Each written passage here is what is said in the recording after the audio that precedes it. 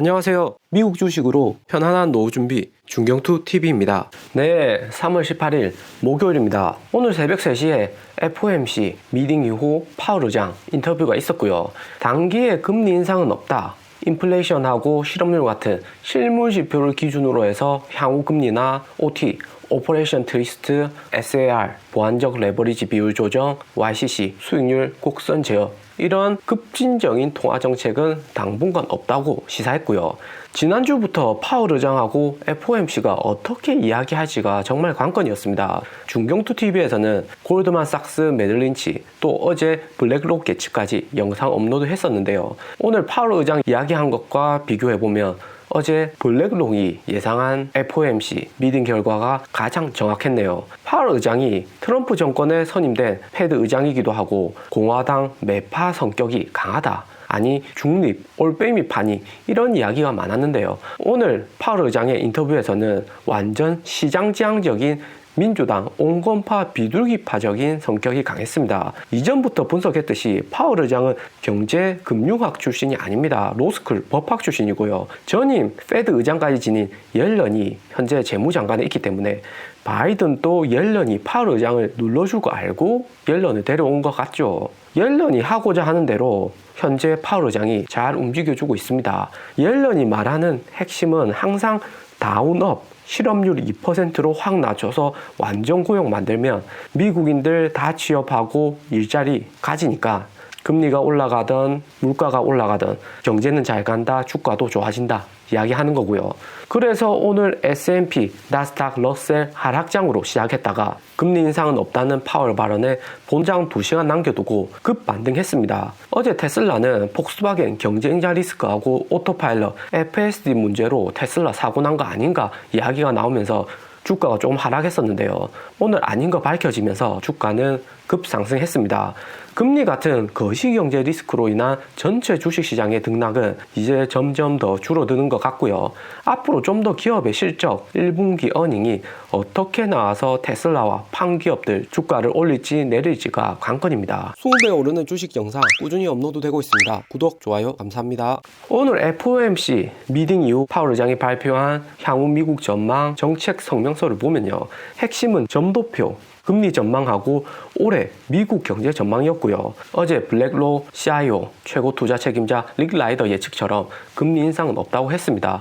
또 채권 매입 축소 같은 긴축 전환의 가능성도 없다고 얘기했고요. 채권 매입은 미국 국채 수익률 적정성 유지하게끔 미국 정부가 발행하는 국채를 연준이 다시 사주면서 국채 금리 더 올라갈 수 있는 인상폭을 제한하는 것입니다. 오늘 파월 의장이 발언이 있고 나서 10년물 국채 금리는 1.66%까지 2.5% 급등했고요. 지금 같은 채권 수익률이 2% 다 되려고 하면 채권 매입 규모를 좀 더 확대한다는 발표가 필요한데 그런 말은 없었습니다. 기존의 1200억 규모의 채권 매입은 지속적으로 한다는 거고요. 채권 수익률은 계속해서 올라가면 나스닥에는 부정적일 수 있습니다. 그러면서 파월 의장은 10년 만기 채권 금리가 코로나 이후 최고점으로 인플레이션 가능성이 높아지고는 있지만 테이퍼링 같은 긴축보다는 제로 금리를 유지하는 금융 완화가 더 핵심이다 말하는 거고요. 인플레이션은 여기 핵심 인플레이션율을 말하는데요. 이 수치가 2% 이상 되면 금리를 인상할 가능성이 높다고 오늘 FOMC 성명서에서 말하는 거고요. 3월 10일 최신 인플레이션율이 1.3% 나왔고요. 시장의 예측치 1.4%보다는 더 낮은 수치입니다. 코로나 팬데믹 회복으로 경기는 좋아지고 있는데 실제로 소비로는 크게 이어지지 않는다 나타내는 거고요. 4월 13일 예측치는 1.3%인데 매달 발표되는 인플레이션 수치는 그 전달 이야기를 하는 겁니다. 이번 3월부터 실업률이나 신규 실업 청구자 수가 낮아지기 때문에 4월부터는 어떻게 인플레이션율이 나올지가 정말 중요합니다. 그리고 미국 국채 금리가 오르는 요인 3가지를 이야기했는데요. 코로나 백신 접종자 수 빠르게 증가하면서 1일 확진자 수가 10만 명 이하가 되고 있고 5월까지 미국 성인 백신 접종을 완료한다고 바이든이 말하면서 국채 금리가 올라가고 있다는 거고요.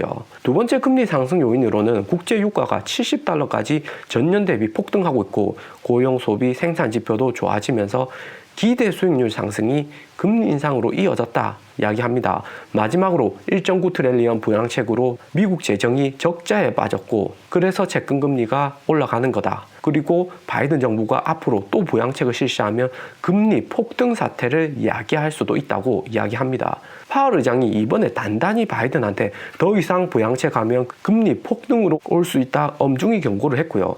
바이든은 앞으로 그린액트 4천조 부양책 법안 발의해서 친환경 정책으로 투자할 계획인데 이렇게 되면 바이든이 하려는 4 트릴리언 친환경 법안이 올해 안에 통과될지는 의문이네요. 그러면서 인플레이션은 언제나 통화량이 많아서 생긴다 이야기합니다. 당연히 시장에 돈이 많이 풀리면 물가가 오르는 거죠. 올해 미국 GDP 성장률 목표치는 FOMC에서 6.4%로 설정했고요.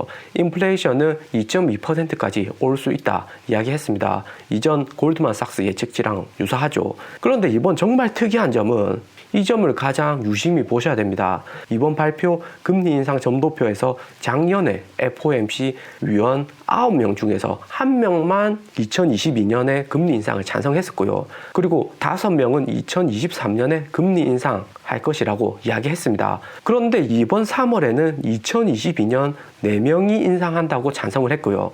2023년에는 금리 인상해야 한다는 위원이 7명으로 대폭 늘어난 것을 알 수가 있었습니다. 비록 파월 의장이 이번에 금리 인상은 없다고 말했지만 지금 몇 달 사이에 금리 인상 찬성한 FOMC 위원이 1명에서 4명으로 증가한 거고요. 2023년은 100% 금리 인상한다는 겁니다. 2022년 내년 금리 인상 가능성은 계속해서 높아지는 겁니다. 이렇게 되면 4월 28일에 있을 FOMC 미팅 결과가 정말 중요할 듯 하고요. 4월까지 경기가 계속 좋아지고 채권금리 올라간다면 4월 FOMC 미팅에서 2022년 금리 인상 찬성하는 위원이 5명 이상, 과반수 이상을 차지할 가능성도 있어 보입니다. FOMC가 9명으로 구성되어 있는데 5명은 넘어야 금리 인상을 이야기할 수가 있고요. 어제 블랙록 전망처럼 올해는 코로나 회복으로 금리 인상은 없다고 하지만 내년에는 확실히 인상 가능성이 엄청 높습니다. 그러면 올해 주식시장은 내년 금리 인상 선반영돼서 어느 정도 염두를 두고 주식시장이 흘러가는 거고요. 게리 블랙도 이야기하지만 오늘 가장 중요한 것은 미국 노동시장 실업률 지표의 예측이 아닌 실제 데이터를 보고 싶어 한다고 파월 의장이 3번이나 인터뷰에서 강조를 했습니다. 인플레이션이 오르거나 현 상태를 유지하는데 핵심은 실업률에 달렸다. 실업률이 2%대에 완전 고용이 일어나야만 다른 금융정책을 실시할 것이다 이야기하는 거고요. 3월 5일 가장 최근 미국 실업률 지표를 보면 6.2% 나왔죠. 2월에는 6.3%, 1월에는 6.7%, 점점 확실히 낮아지는 게 여기 표에서 보입니다. 그리고 4월 2일 예상치는 6.2% 하고 있는데 확실히 4월부터 실업률 지표가 어떻게 나오냐에 따라서 파월 의장이 그것에 맞추어서 금융정책을 펼칠 것이다. 이렇게 게리 블랙이 이야기하는 거고요. 바이든 대통령하고 재무장관 옐런이 취임 이후 계속 말하는 것이 금리가 올라가고 주가가 올라가고 이런 것이 핵심이 아닙니다. 핵심은 완전 고용 2%대 실업률을 만들어 놓으면 자연스레 미국 경제가 좋아진다. 다른 금리나 주가, 패드의 금융정책은 부수적인 것이다 이야기하는 거고요. 취업률 높여서 경제를 살릴 수 있는 도구일 뿐이다 이야기하는 거죠. 바이든이 하려는 4 트릴리언 그린액트도 마찬가지로 부양책으로 돈을 뿌려서 실업률 줄이고 파월이 적정금리 유지시키면 다운업, 실업률이 줄어드니까 전체적인 미국 경제가 살아난다는 것이고요. 그러면 그레이트 아메리카 된다고 말하는 겁니다. 만약에 금리를 적정 수준으로 유지해도 실업률이 낮아지지 않으면 그러면 결국에는 FOMC 미팅 끝나고 파월이 기자회견에서 말했듯이 SLR 보완적 레버리지 비율 사용할 듯 하고요. SLR은 시중은행한테 단기적으로 자기 자본 비율 완화해서 시장에 대출을 더 만들게 하는 고의적 유동성 뿌리기 정책이죠. 이 SLR 연장 가능성에 대해서도 파월 의장은 직접적인 말은 없었습니다. 그리고 조만간 발표하겠다 이야기했고요. 그러면서 테이퍼링 같은 긴축 정책은 지금은 계획이 없다. 대신에 만약 하더라도 시장의 충격을 최소화하기 위해서 미리 신호를 주겠다 이야기를 했고요.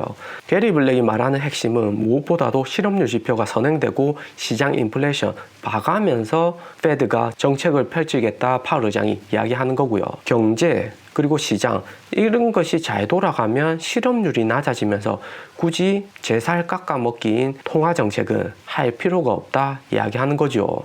오늘 영상은 여기까지입니다. 투자에 도움 되셨으면 하고요. 영상이 좋았다면 구독과 좋아요 부탁드립니다. 감사합니다.